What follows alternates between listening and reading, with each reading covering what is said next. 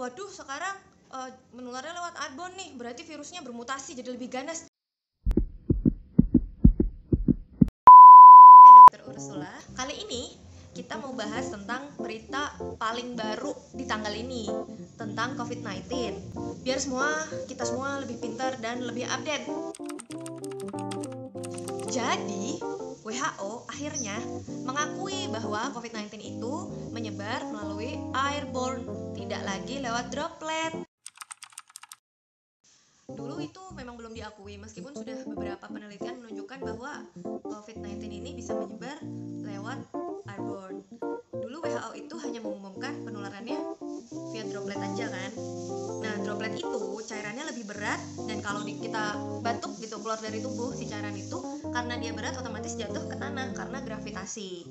Nah, makanya protokol kesehatannya jaga jaraknya 2 meter. Kenapa? Karena pas cipratannya itu kan bentuknya droplet tuh penularannya, dia jatuh ke tanah. Nah, terus sekarang 239 ilmuwan dari 32 negara itu ngomong ke WHO, ayo dong tolong diumumkan bahwa sekarang penularannya itu tidak hanya melalui droplet saja, tapi airborne juga. Nih loh, saya neliti nih di negara ini, kemudian negara lain ini loh saya neliti. Nah, itu semua di 239 ilmuwan yang memang sudah mendesak WHO. Akhirnya beberapa waktu terakhir Benedetta Allegranzi, yaitu petinggi WHO yang memang dia itu memegang bidang pencegahan dan pengendalian infeksi, akhirnya mengumumkan, oke, menular lewat airborne. Tapi ada syaratnya. Jadi syarat ini entah betul entah enggak, atau entah untuk ngayem-ngayemin kita. Pokoknya dari WHO itu ada syaratnya. Kalau bisa menular lewat airborne itu berarti lingkungannya harus memenuhi kondisi-kondisi yang memang padat, tertutup, ventilasinya buruk. Jadi kalau lingkungannya ventilasinya bagus, berarti penularan airborne ini bisa dikesampingkan gitu. Konsekuensinya apa sih kalau misalnya memang betul penularannya lewat airborne? Konsekuensinya adalah akan ada segelintir perubahan protokol kesehatan. Mungkin yang tadinya jaraknya 2 meter, mungkin akan ada protokol tambahan. Jika di ruang tertutup itu harus jaraknya misalnya 10 meter. Tapi belum ada perubahan seperti itu. Hanya saja yang jelas penggunaan masker itu harus diperketat. Protokol yang seperti apa sih dok yang berubah? Ya kalau dari pandangan saya dan juga ada dilansir dari IG Pandemic Talks, semuanya nanti follow ya. Di situ ada protokol VDJ, ventilasi, durasi, dan jarak. Nah, sesuai protokol VDJ, maka harus memperhatikan juga aliran udara dan ventilasi di ruang tertutup. Dan juga selalu jaga diri kita dan juga jaga orang tercinta dengan cara yang pertama, minimalisir kegiatan di luar rumah. Kemudian yang kedua, jangan bandel ya.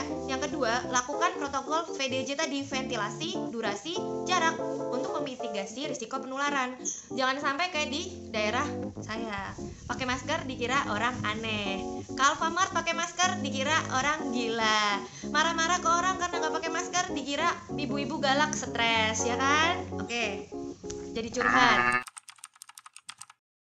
Orang-orang tuh ngomong virusnya bermutasi jadi lebih ganas, terus virus di Indonesia itu beda sama virus. Ya kan kita itu semua masih hanya sebatas teori. Tapi emang airborne ini dari dulu tuh emang begitu adanya. Jadi bukan karena virusnya bermutasi jadi lebih ganas, tapi emang dari dulu kayak gitu. Tapi kitanya aja yang denial, menolak.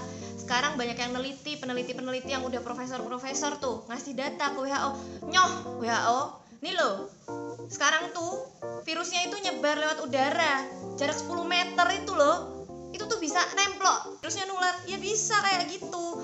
Nah justru yang ngeri itu karena orang-orang yang bawa virus itu sekarang tidak bergejala alias OTG. Tonton video YouTube saya yang sebelumnya yang bahas tentang cara menyembuhkan virus corona. Di situ ngeri tuh, orang-orang yang sekarang kena COVID itu malah orang tanpa gejala, tahu-tahu nularin orang yang tiba-tiba meninggal. Itu yang ganas bukan virusnya, tapi manusianya. Pakai masker ya. Kita udah jaga jarak, tapi kan sekarang katanya lewat airborne. Berarti kan bisa aja nempel di pipi. Tapi kalau pipinya pakai masker kan lebih aman. Yang kedua, protokol ventilasi. Jadi kalau misalnya sekarang sekolah-sekolah kan udah dibuka, Bapak Ibu mungkin bisa cek lah ke ruang kelasnya. Aduh, anakku sekolah, ruang kelasnya ada jendelanya cukup enggak? Terus satu kelas itu isinya berapa? Jangan sampai kelasnya ukuran 5x5 isinya 40 murid. Ya mending suruh sekolah di rumah dulu, atau sekolahnya suruh memperbaiki dulu bangunannya, ventilasinya dibetulkan. Atau kalau misalnya memang udah kedesak banget, pakai exhaust fan atau pakai AC yang punya filter nyedot keluar gitu. Jadi ventilasi ini penting sekali mengingat airborne menjadi penularan COVID-19 dan diakui oleh WHO. Kemudian yang terakhir, jangan lupa cuci tangan. Cuci tangannya pakai sabun. Cuci tangannya kalau pakai sabun 1 menit minimal. Jangan cuma set. Udah. Tuh, periksa ventilasi. Kalau misalnya memang ventilasinya kurang, udah cepat-cepat pergi dari tempat itu atau mending nunggu di luar aja. Nah, yang kedua, jaga durasi waktu untuk ada di ruangan tertutup itu. Wah, udah 3 menit nih, langsung keluar gitu. Pokoknya jangan lama-lama, seperlunya aja gitu. Kemudian yang ketiga, jaga jarak. Kalau bisa minimal 2 meter sama orang lain. Meskipun kalau menurut penelitian sekarang 10 meter aja di ruang tertutup itu bisa menularkan. Saya hindari dulu menggunakan kendaraan umum. Kalau misalnya kapasitas suatu gerbong KRL atau suatu angkota gitu, itu ada 5 orang, ya kalau bisa diisinya 2 orang, jadi 50%-nya yang diisi, jangan dipaksain full.